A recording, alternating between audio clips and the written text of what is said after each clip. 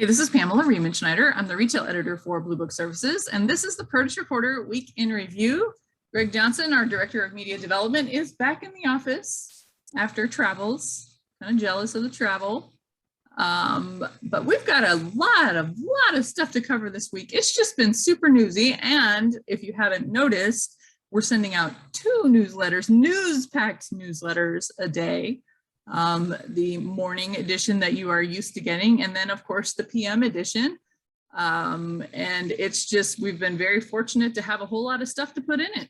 Yeah, one of the top highest page view stories of the week was Walmart announcing that they're going to do driverless trucks for basically short trips in their headquarters of Bentonville, Arkansas.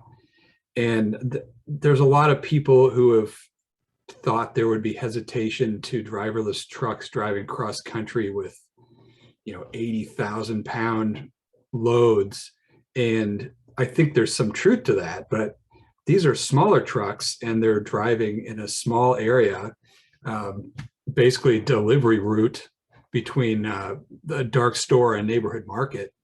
It makes total sense, and I would really like to see it in person.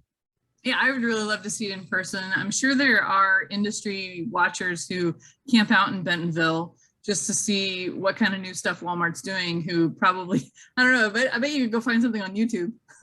But it's really fascinating, yeah, to see, because if you recall, I believe it was AWG and Jamara were doing the Nogales to Oklahoma run with a driverless truck. But this is more of a population area. It's not wide open freeways between in the middle of nowhere in Arizona and the middle of nowhere in America. So it's really something interesting to see. It goes along with what Walmart's doing, where it's going toward more automation, more higher tech operations. They just also announced two more facilities that are automated. One of them is a grocery DC that is intended for the Dallas-Fort Worth Metroplex. And that goes along with another one, I believe, that's on the East Coast that's currently underway.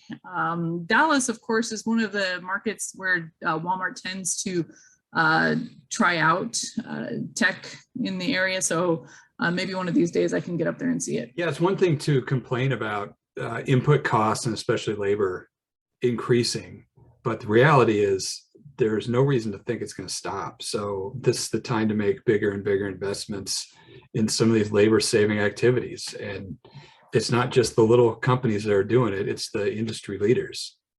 Yeah, I mean, we had another news release this week about a collaboration for ghost kitchens, where Ghost Kitchen Company is going to put another 800, they're calling them virtual restaurants now. Which I think is an interesting term for them, but a little different than a ghost kitchen.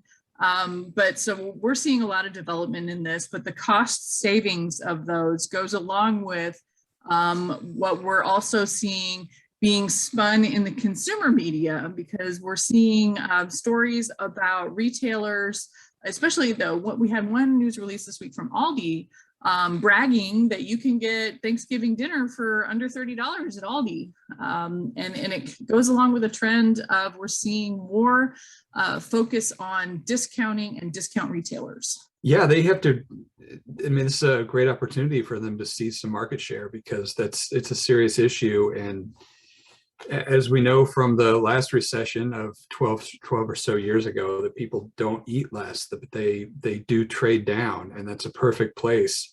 And the Aldi one is hilarious, because I shop at Aldi and I saw that release, and last time I was in there, they had limited edition specialty cheese advent calendars, and it was also $30. So not only can you get your entire Thanksgiving dinner with turkey and fixins for a family of 10 for under $30 at Aldi, you can get a cheese calendar for the same amount. I mean, that's where they're going, though. They're going after not only the person who needs a discount retailer because they can't afford to shop somewhere else. They're also going after you, Greg. You can buy a $30 cheese calendar if it struck your fancy, I'm sure. I did pass on that because I'm not a fancy cheese person, but I definitely buy high-end stuff at Aldi. Some of their high-end produce is excellent. I often get their German sausages, which are definitely expensive, They have some high-end meat there that's very good. So yeah, I go on both ends. Yeah, I get to Aldi. Actually, the one in Georgetown where my in-laws live just opened a couple of weeks ago. I haven't gotten there yet because it's still a half-hour drive for me to get to Aldi. And it's a 3-minute drive for me to get to Costco. So that's why I shop at Costco more often than anywhere else besides HEB, of course. But if I'm going to an alternative retailer, Aldi would be one of the first ones on my list there. But there was another news release that came out this afternoon on Thursday from Instacart, of all places, talking about all of the new discount opportunities that you can do with Instacart, including grocery outlet and dollar stores. And then they're adding complimentary delivery for people who are ordering ahead of time. Like if you plan ahead, you can get your delivery for free from Instacart. This goes along with the trend, and actually Grocery Outlet had its earnings this week. So I dug through the earnings report to see if they're talking about seeing increased traffic because of inflation. And they said they're not quite seeing it yet because this was the quarter that ended September 1st, I believe. So, but they fully expect to see it reflected in the next quarter, higher traffic, more people coming in, and they're bracing, and they're more of a spot buy kind of retailer. So they're actually really diversifying their sources, their vendors, to try to make sure that they've got plenty in the pipeline. Yeah, unfortunately, with more people going to these discount type retail, there are going to be some losers in this trading down, and it doesn't necessarily have to be in retail, but it's going to be somewhere. It could be in food service. They could be in for another slump. They got hit before with lockdowns, and now they're getting hit with inflation, possibly. So someone's going to lose, unfortunately. And we've talked about this before, but in food service, I really believe the dining room and full service is going to lose the most, because those are the ones that have the most pain points right now, especially if you try to go out and eat. I know we try to stick to counter service type places rather than trying to get full service, because it's just kind of if you're going to food service for the experience is a little dull right now. And I don't see it fixing itself anytime soon. But on a lighter note, though, we've got Thanksgiving coming up, and it seems like the produce industry is providing us with plenty of options for fun attire. I don't know if you saw it, Greg, but the Frida Kaplan shoes. I'm almost in a shut up and take my money situation here. Those are pretty nice. Yeah, kiwi styled shoes, very impressive. It reminded me of my daughter's limited edition painted herself mini dino shoes. Oh, well, those, I mean, yeah. Those could easily be green beans, by the way. Although green bean casserole, do you mean? Yeah, maybe a casserole, green bean casserole sweater. I don't know how many people know, but I used to sell ugly Christmas sweaters, and I need to get my hands on Green Giant's new ugly casserole sweater promotion that they're doing. It follows up on what they were doing with cauliflower peeps back in Easter time. So I love to see these fun promotions just to try to get people talking about some of their old-timey favorites, but spun with vegetables. I mean, what can go wrong here?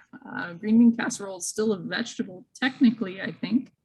Anytime you could do fun with vegetables, you need to do it. And I noticed that when I asked you about it, you had already signed up for the sweepstakes. So that prompted me to do it as well. So we're in a competition. Maybe in our pre-Thanksgiving, we can review. One of us will have our sweater on. I certainly hope so. And if I don't get one in the sweepstakes, I am 90% sure I will probably see it at a thrift store sometime this spring, because I can't imagine too many people would keep one of those around. On that note, that's it for the Produce Reporter Week in Review. If you are not getting the Produce Reporter newsletter, you need to go to producebluebook.com and sign up. 2 a day, all good.